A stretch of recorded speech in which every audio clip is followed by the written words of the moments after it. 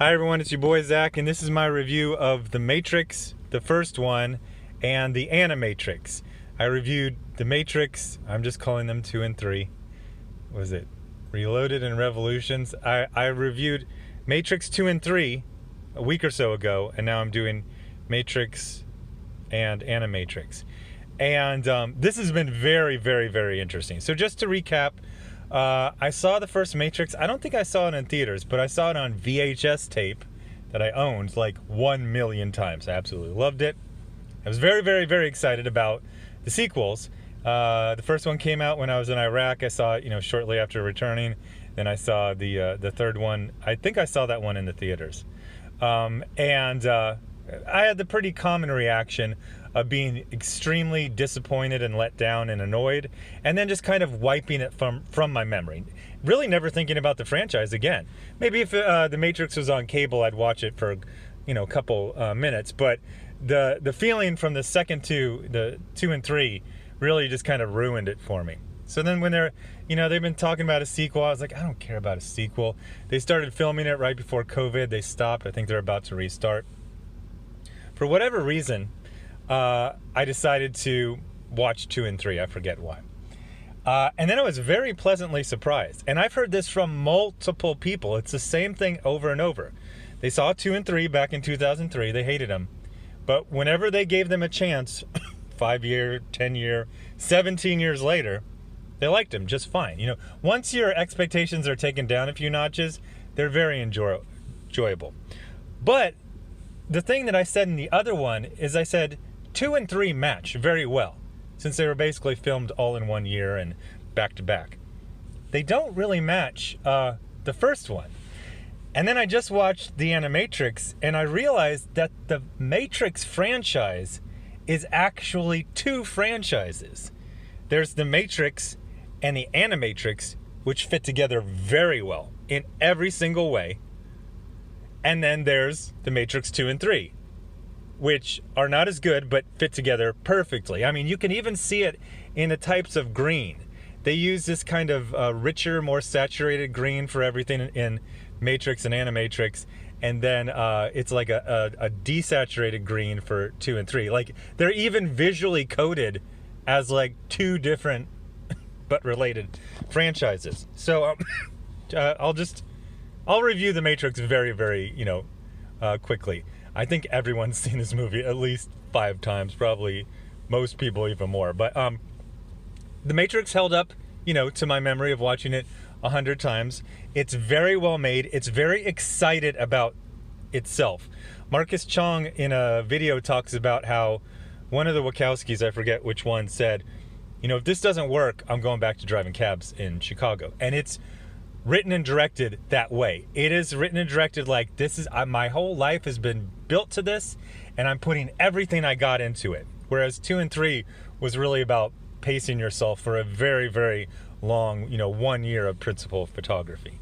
So the thing that I like about it is some of this stuff is kind of shallow. Everyone's younger and they look better.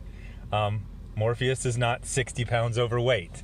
Not that anyone else really looked bad, but there was only like a couple of years between filming The Matrix and the sequels, and everyone seemed to age a lot more than those 3 or 4 years. So everyone's very photogenic, cool looking.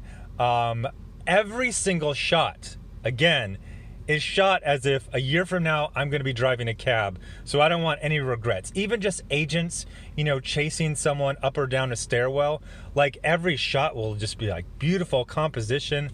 They did a thing where they were trying to convince the studio, to fund it, so they hired, let me not screw this up, Steve Scroce and another guy, and I think Jeff Darrow did some drawings, and they did like a 600-page storyboard graphic novel of it to get the funding. So like everything looks like a well-composited comic book shop, and whatever 2 by whatever that aspect ratio is. And so in that way, it's great. The writing is tight. It's very, very fast-paced. And here's another thing. There's actual exterior shots. There's a thing I was never in the Navy, but I was on a Navy ship for a couple months, USS Essex, LHD. That's Landing Ship Helo Deck. It's basically an aircraft carrier for helicopters and VTOL aircraft. It can't land. It's not. It doesn't have a long enough top flight deck. It's been a while to land like traditional fighter jets, but you can land like a Harrier. Those ones that can take off straight. But then you would talk about there was the surface Navy, and then there was the submarine corps, and everyone who talked about the submarine, not like Marine Corps, it's like the submarine service, whatever they call it. Everyone talks about submarines like they get this wide eye, like it's just horrible, because you go underwater and you don't come up for a very long time, weeks at a time. And there's not little windows like in 20,000 Leagues Under the Sea. You're just down there. I would like, that's the difference. Like in The Matrix, there's scenes where Neo goes out on the ledge in some, high rise in Australia, and we're seeing the ground. We're seeing neighborhoods that are actually neighborhoods, not constructed on a set, and it feels more real and not like a very elaborate play. Like in Matrix 2 and 3, like the exteriors are interiors, they're sound stages, and you can tell by the quality of light, coming down onto every surface. So I really like that. Everything is tight, fast-paced, fun, exciting, great moments, great builds. When Tank by Marcus Chong, he finds out he's alive and he shoots that little proton pack or whatever they call that thing.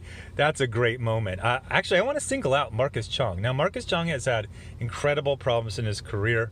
Afterwards, he ended up getting some, I believe, legal trouble or a lawsuit or something with the Wachowskis. But even way back in 1999, when I saw this, I was like, this guy's going to be the next big thing. This guy has a very crucial role. He's the exposition role, but he's also the why this is so exciting. Like, everyone's trying to play it kind of cool with Neo, but he's the one who's telling Neo, he's like, I heard some stuff. You're supposed to be that dude. And it gets you hyped up. And just like, I'm telling you, every single scene he's in, he is freaking amazing. Besides that, everyone else is quite good. The thing that was really missing from 2 and 3 was Cypher. Joey Pants, they call him. Joey Panton.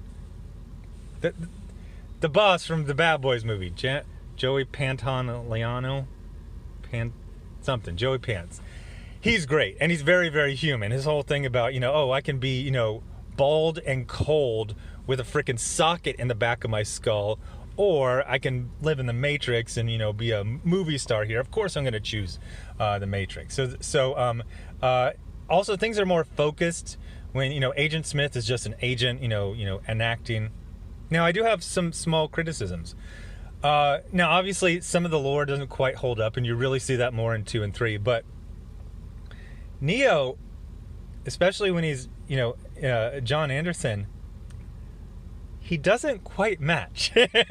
Every scene is fine, but if you show like the first couple scenes where he's like, he thinks he's, John Anderson, like it doesn't match. At one point he gets captured by what he would assume is the FBI.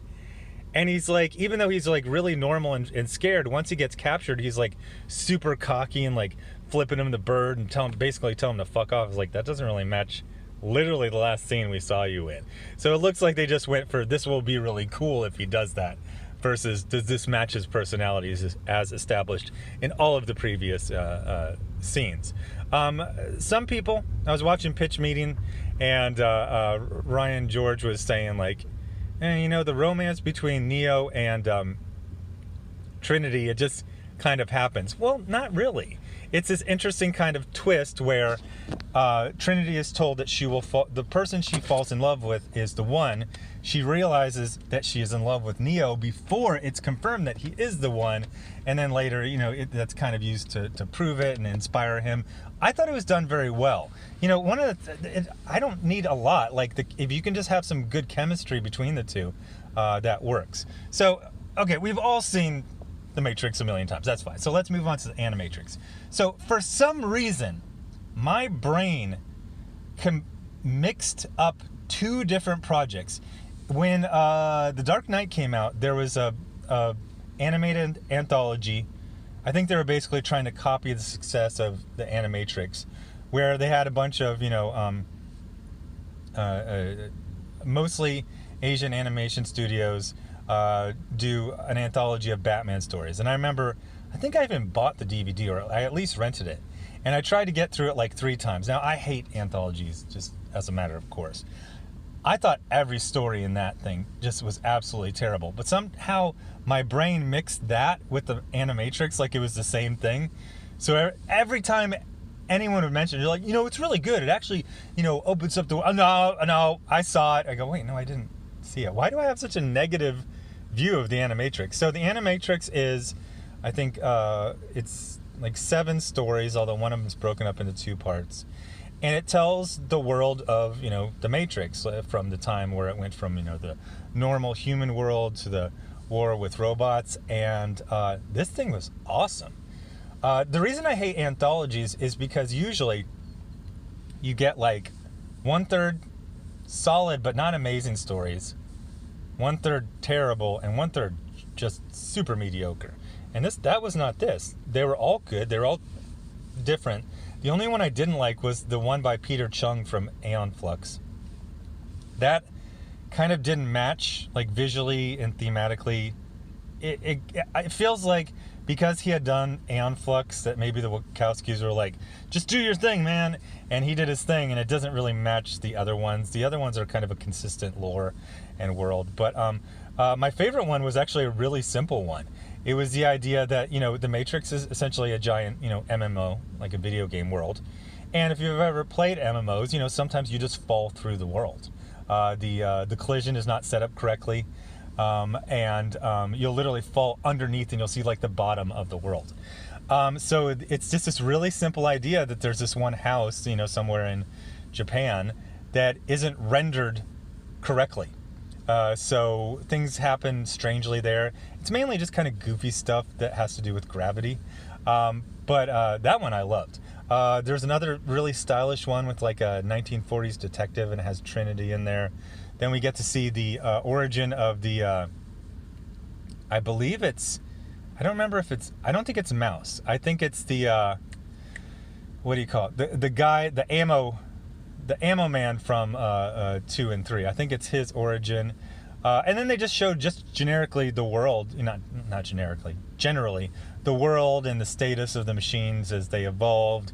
There's a great scene of a machine that's made to look like a person, and they're being attacked by others, and at first you think it's a person, but then you see like the skin ripped off the top of the head, but it's staggering around and it just wants to live. I remember getting a little annoyed when I was watching it at first. I was like, well, this is just, the humans are evil and the machines are good. But then I was like, well, in the movies, they do the opposite. So it's fine to show, the other perspective. But I liked almost all of them. All of them had some really good points. The Flight of the Osiris is, if you remember that Final Fantasy movie from like 15 years ago, I think it was the same studio. One of the things I noticed is, have you noticed that special effects peaked like 17 years ago? I'm watching the Animatrix, and it looks like it was made last year. Like I only saw a couple in the Peter Chung where I swear I saw aliasing on like the edge of something, and it didn't look like it was on purpose. I was like, is that aliasing? There's a couple of like the morph targets that did not look good on the 3D models at all. But everything else looks fine. And then they do this, I think it was motion capped, more realistic style. There's a really kind of sexy scene where the captain of the Osiris and his lover, I think she was a gunner, they're in the training dojo and they're like cutting each other's clothes off, and it's really well done. Like, you're seeing the pores in the nose and everything, and you're like, I don't remember 3D animation being this good in 2003, and it would have been made in 2002. So Animatrix is absolutely fantastic. Even for someone who hates anthologies, I loved it. Yeah, I really enjoyed it. In fact, at the beginning, I kept stopping because I wanted it to, I didn't want to, just burn through it really quickly in an afternoon or an evening. So I watched, a story, every day or so. And I definitely watched it again. I was talking to, because the lore does get contradictory, but also I've heard people who really know this franchise really well, and they say the first time through, a lot of stuff feels like it's like a lore fail or it's contradictory, but if you watch the entire franchise through multiple times, it actually does work. It's solid. And then the things that aren't, 100% explained, fan theories will cover it fairly well. So now I just said that as if it's all one franchise, but I still feel that it kind of feels like it's two franchises that kind of couple together, like some train cars. The Matrix and the Animatrix, they're kind of one car, and the Matrix Reloaded and Revolutions, they're another car that couples together. But anyway, thanks thanks for watching. I don't do the whole spiel here. I'm still working my way through Aliens. It's good. It's the same thing with Animatrix. Like, it's so good, I keep stopping like every 3 minutes. I'm like, they don't make movies this good anymore. Like, everything is good. Just the scene with like Ripley talking to the board and the investigation, like, that's awesome. When they show her apartment and her lifestyle, all the buildup of the squad, like, I'm actually not looking forward to the aliens. Like, I just like this future, world and economy and industry. It's so good. So I'm watching that. I'll probably do this one on my comics channel. I'm also watching this really good documentary about the Fantastic Four movie from 1993 and how it was a big flim flam just to keep the rights and how heartbroken everyone is. That's actually really good. Anyway, thanks for watching. Bye.